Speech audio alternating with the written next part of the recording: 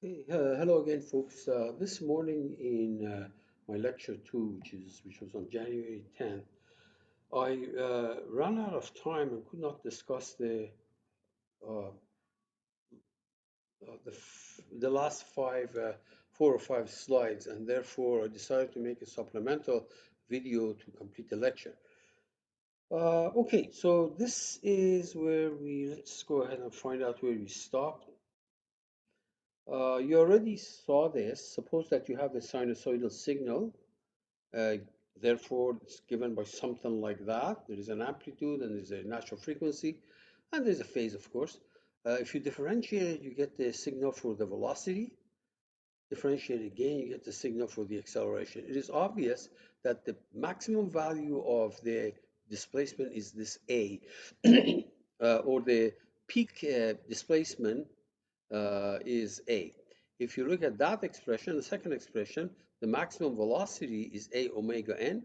Therefore, the peak value of the velocity, V peak, is A omega n. And same thing, if you look at the last expression, the peak value of the acceleration without taking the sign into consideration is A omega n squared. So peak value of x, we already said that is a, and you can define average value. This is the integral. This x average is calculated as the integral over the period of the absolute value of x, because if you don't take the absolute value, obviously the x average is going to be zero. So if you take the average value of x right there and integrate it over one period and divide it by period, you get this number, okay? X RMS value is you square this, you square that expression, you integrate it over a period, and then you divide it by the period, taking the square root of it. We will come to that at the very last stage. I'll have analytical expression for those later on. Okay, now information about the peak value, average value, and RMS value of the velocity are given here, again based on direct definition, and the same thing for acceleration. Okay, now here is the problem. We did this thing, but I'm going to go through it again. So we have an accelerometer that shows a component vibrating at 60 hertz with an RMS acceleration of 20 g. Now this, of course, this 20 g means that it is the uh, RMS value, means that you can call it A RMS or X double dot RMS, the same thing. Now, what we are asked to find is the peak displacement. uh, uh, Peak displacement amplitude is that x peak, which is simply the value of A, or magnitude of uh, A, but A is positive in here. So first of all, 60 hertz uh, transforms into, multiplied by 2 pi, you get 377 radian per second. Now, one of the formulas that we had in the previous slide was x double dot RMS equal to the stuff on the right-hand side. Now, what we have this is given to you, it's right there, 20G, and what we want is the peak value of displacement, which is this A. So out of this expression, if you just plug in omega n and plug in 20G for this value on the left, you're going to get the value of A, and uh, although I've done some extra stuff here, you could have directly solved from that expression for A, and you would have got this value, okay? Or you could have, from this entire expression, you can find XRMS from here. You find XRMS. Once you find XRMS, you look at the definition of the X peak, it's dividing by 0.707, you get this. There's some extra work if you go that route. It's totally unnecessary. You look at this expression from x double dot RMS to this expression, you immediately can find A, and that A is in fact x peak, which is this number. Okay, so here's the second problem that I didn't do, didn't have a chance to do at all. We have the amplitude of motion is amplitude of a harmonic motion is this, and that means this is x peak, okay? And the frequency is 10 radians per second. It says find the maximum velocity. The maximum velocity means v peak, and the maximum acceleration, that means a peak. And then you're asked to find x RMS. First of all, if you have X peak here, you get XRMS by simply multiplying it by 0.707.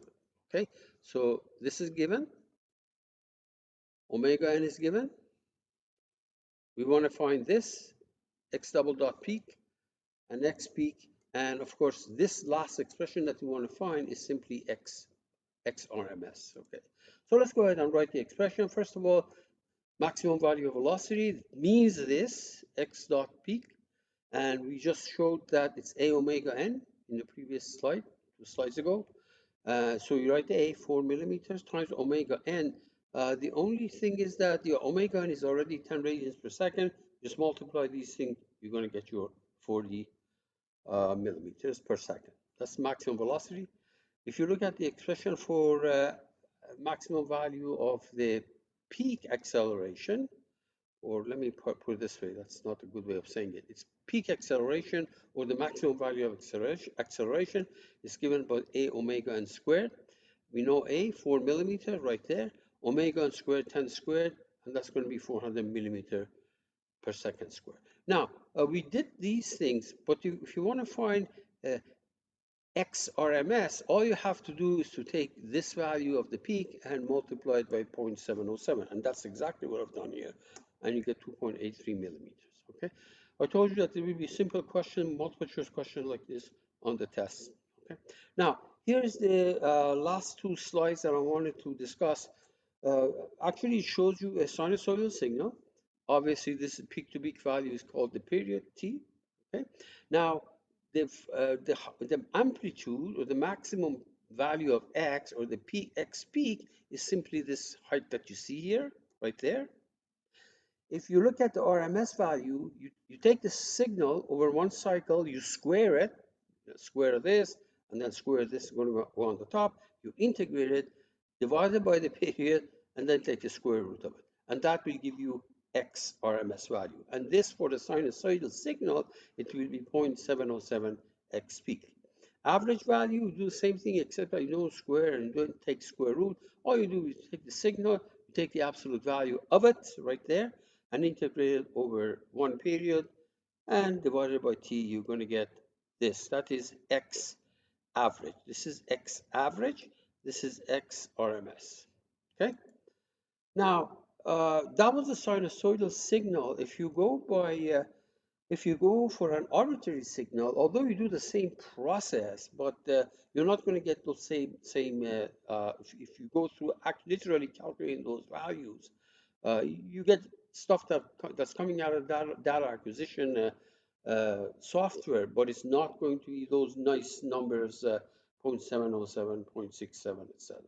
Okay, so that is what I wanted to discuss, but I ran out of time. Good luck.